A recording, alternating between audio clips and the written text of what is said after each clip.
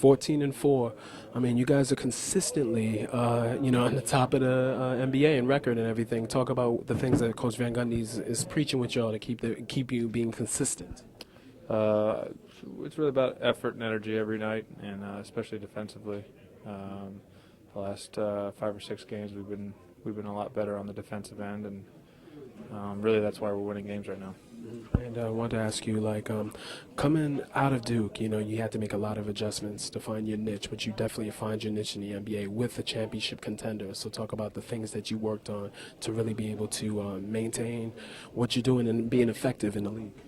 Yeah, I've worked hard on my defense, and I've worked hard on playing out of pick and rolls, and I think that's something that's shown. I feel a lot more comfortable with the ball in my hands, and I've had to adjust. I've had to adapt. It's kind of like survival of the fittest. It's for me to get on the court. I've had to do certain things and work on certain areas, and I'm very happy that I have found a niche on a good team. I mean, for example, Courtney Lee and I used to talk about it last year. Would you rather, be on a bad team and play a lot, or be on a great team and be a contributor? And I think that's maybe a constant thing that a lot of NBA guys have, because you do want to play a lot, but you also want to win, and sometimes you have to sacrifice. And the great thing about our team is, it doesn't matter how many minutes you play, how many shots you get. I think everybody in this locker room is just trying to win games, and it's a pleasure to play with guys like that. Absolutely. And one more question, Duke, Coach K, I mean, consistently, doing their thing and great. They looked really good in the preseason NIT. I know, do you keep in touch with Coach K, constantly, and he's giving you more moral advice and everything like that and support? Yeah, Coach is not my coach anymore. He's my friend. Yeah. So we talk as friends. He's been great with me the last 4 years since I've been in the league, and he's an NBA fan. He watches a lot of NBA. So I get calls from him after games, and when I get home tomorrow, I'll give him a shout. We've been on the road, and I haven't had a chance to congratulate him on their win against UConn, but I did. It was the first time I've seen him play this year, and really I might catch 2 or 3 games a year because the schedule is just so tough. But anytime I can, I try to watch him play. I remember last year you shot 95% from the free throw line. I mean, talk about your concentration process when every time you're in that line. It's crazy, different arenas, different environments. I was a much better free throw shooter in college than I have been this year. I'm actually struggling a little bit this year, but it's a mental thing, because I can sit there and make 50 in a row in an empty gym, but you really have to block out a lot of different things during the game. Sometimes it's just the pace of the game, or a hard foul, or there's a lot of different things that play into it. Yeah, it's a lot of different things that play into it. So, but it's just a matter of concentration and focus, and hopefully for the rest of the year. I've said that I want to hit 60 in a row from here on out. So okay. I'm at 1. I got 59 to go.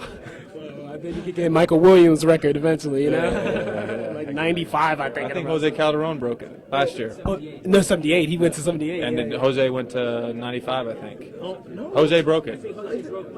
Yeah. He did. Last year, he broke it. He did break one. Yeah. That's okay, because Willis had 90. Okay, all right. Yeah. All right, wow. I feel like you hit 78 against my alma mater. Yeah. So, JJ, I can't believe you're wearing that shirt. that's what I said to Millie. So much to talk about. Pleasure to have here. We had the aftermath of Orlando Magic's victory over the New York Knicks. Pleasure to have Anthony Johnson, veteran of the league, and definitely been through wars and been through battles. So talk about the advice you've instilled on young players like Dwight Howard, JJ Redick, et cetera, et cetera. It's a great blessing to be NBA players. And with that being said, you got to take it seriously, because anybody could be here. But, we're the chosen few, and you got to, treat the game of basketball with respect, because if you respect it and work hard, it'll be good to you and your family. So, for me personally and individually, I'm just glad to be an NBA player, to be one of the best recognized around the world, and every day just try to work hard and keep it going as long as possible. Well, can Orlando get over the hump and get that championship? Because you guys are continuing to be consistent, and looks like you're heading to a 61 season, the way you're playing. So talk about, is that in the horizon? Yeah, we fell a little short last year. We had a great opportunity, but, we didn't seize the moment. And, whenever you're trying to win a championship, you got to have talent and you got to stay healthy. And last year we didn't seize the moment. So this year we made some changes and hopefully we can stay healthy. And with the talent we have here in this locker room, we are legitimate contenders for the championship. So, but you have to win it through, between the lines, and hopefully we can get that done come May and June. One more question, Coach Van Gundy. I know he looks at you as one of the veterans. You're one of the leaders. Talk about what you two discuss in relaying the message that he wants to bring out to the players. We have a group of characters here on this team. We have a lot of guys, starting with our star player that like to joke around and, kind of make Coach pull his hair out. So sometimes we have to stay focused and just tell those guys to, to pipe down a little bit and stay focused on the task at hand and, not to get distracted or worried about, what's outside the lines, but let's focus on what's between the lines and get these wins.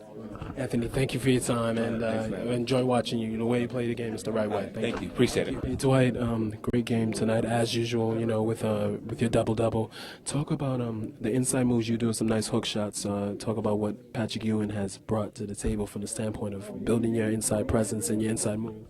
Well, I think, I work on my game, constantly. The thing that Patrick brings is just, somebody to mentor me, more than anything, not just post moves, but situations off the court, and also, what happens on the court. It's not just post moves or anything. It's just me trusting my teammates and, just trying to be a better player for my team. Being defending champs now, have you guys seen that you kind of have like that target on your back and you're getting the best from every team you face? We do have a target. Every team we play wants to knock us down, and we understand that. So we had to come out every night with our best effort, and then we came out tonight a little slow, but we picked it up in the second half and got a good win. Talk about the consistency of the past 3 years, just, being able to have a high winning percentage and just that consistency. Talk about Coach Van Gundy, what he's instilling in you and keeping that focus after winning the Eastern Conference. Well, Coach just wants us to be great. Every day he pushes us to, to be better than what we are that day. And it's great when you have a coach who just wants nothing but the best for your team, and he's willing to do whatever it takes to get guys to the next level. And Stan is that kind of guy. He pushes us very hard, and he just wants nothing but the best. And I really like him as a coach, and also as a friend. Me and him gotten close over the years, and a lot of the teammates have gotten close with him. I think it's good when you have a good relationship with your coach. It makes everything a lot easier.